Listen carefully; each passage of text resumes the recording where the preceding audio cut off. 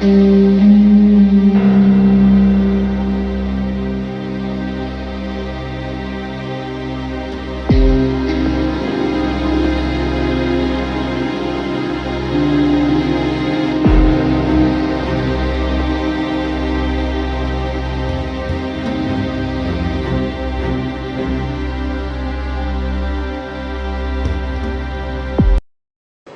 nagbenta po ng Divisoria Market ay si Yorme Isko. At ang nag-authorize po niyan ay si Vice Mayor Hani Lacuna. So wala po silang dapat sisihin kundi sarili nila. Ang nagpresyo po niyan, 13,000 per square meter. Ang ground floor, that is basement, that is unconscionably low. For the most prime property in the city of Manila is wala akong kinalaman si BBM dyan. In fact, I don't think BBM is even aware of it. It is the Divisoria Market vendors who went out to complain. They've been complaining to me. In fact, I was trying to be as accurate as I can, as legal as I can, trying to delay their filing. But I guess you cannot really hold the proverbial cat out of it was just wanting to go out of the box, so of the cage, no? Because hindi naman makatarungan talaga ginawa sa kanila. Walang notice. Walang notice, biglang nalaman nila, those who have been tenants for 50 years, 60 years, all of a sudden there is a resolution, an ordinance kicking them out. All of a sudden there is a contract kicking them out without notifying everybody. That is not only contrary to law, but it is unconscionable. Hindi yung makatao yan, hindi yung tama yan. So, I guess,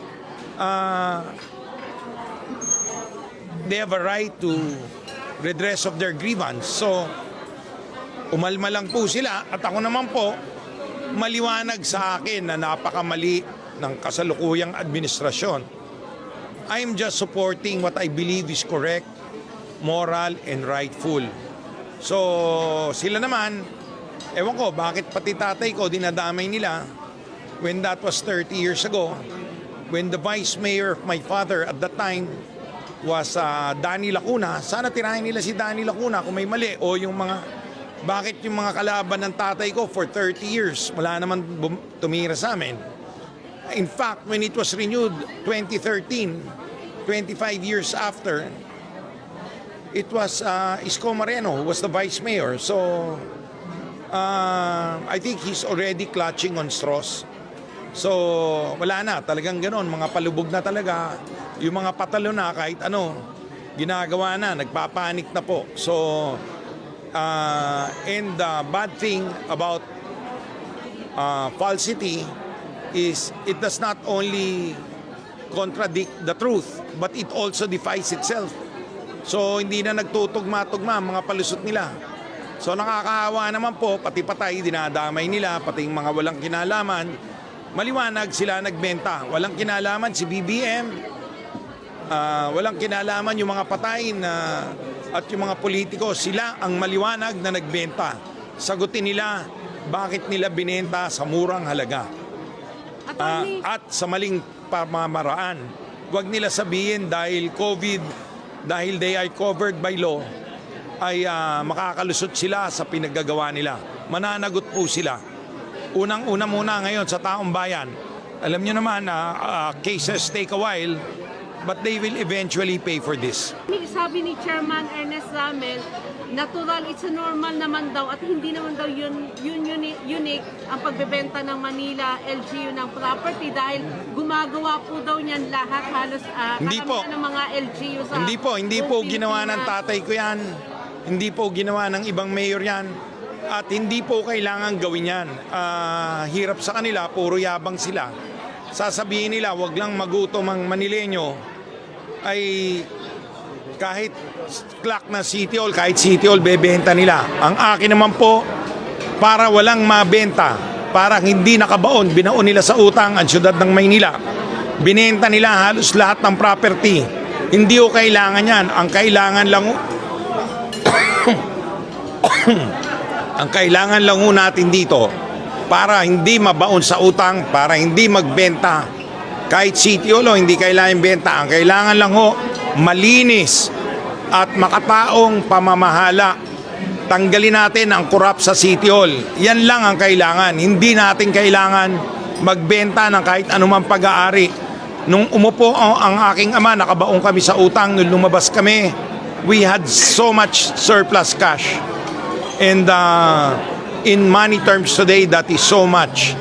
I think they have not only explaining to do, but they have their conscience to answer to. Ang alam ko, they sold one property. I think it's the mall, another mall sa or if not in yung tabi na zoo, ano ba yun?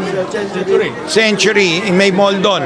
Tapos yung isa pa, yung binili ng dad ko at that time it was owned by the national government kasi titirahin na naman niya bakit may binili yung tatay ko sa PNB.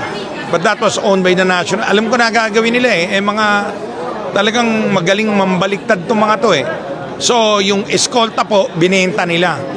Yung dating City Colleges of Manila, binenta nila. Isipin nyo, mga koleyo, pati koleyo, binebenta nila. Yung mga alumni nga, nagpupunta nga sa akin, gusto na naman kasuhan si Yorme. Sabi ko, get the facts first, let's get the documents. And before we do anything, no, I don't want to be harsh on this. I don't want to be misaccused of politicking. Alam nyo na, mahirap mapagbintangan. Tama na ginagawa mo kung ano-ano pa binabaliktad sa'yo. Napakasakit to. Ang nagpaalam sa kanila ay nung ang Festina po ang nagpaalam sa kanila. Alam nyo naman, pag yung nakabili na yung Festina, maraming proseso yan bago mabenta. Kailangan may hearing bago ibenta. Kailangan may hearing yung resolution.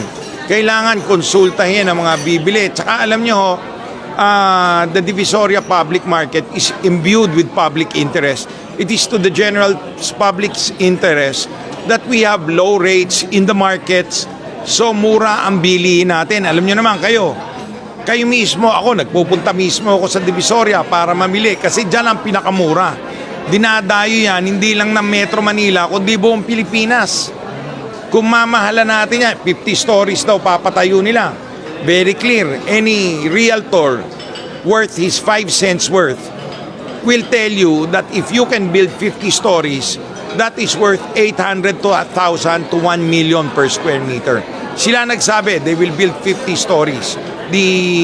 Sabi ng administrator, ewan ko kasi hindi kasagot nila, dapat wag sila magtago sa konsehal, sa head ng, ewan ko, head ba ng sino yun? Kung sino-sinong head, dapat si Isko at si Hani ang sumagot nito. Huwag sila magtago sa mukha ng ibang tao kasi sila ang nakapirma. Yung mga nakapirma ang sumagot dito. Magpakalalaki sila at magpakatotoo sila. Huwag na sila magsinungaling. The people can see through them. People know what they did. Mag-iimbestiga ako pero I'm sure that the most prime has been sold, and he's even talking of selling the clock in City Hall, which is sabi niya yun tingnan niyo yung interview niya, sabi niya basta walang magugutom na Manileño. At sinasabi ko naman uli, sinisiguro ko sa kanya, basta wala lang korap, yung mga korap sa City Hall tanggalin natin, magmula sa panahon ni Mahoma at hanggang sa panahon ni Erap, walang magugutom na Manileño, basta tanggalin lang natin yung mga magnanakaw sa gobyerno.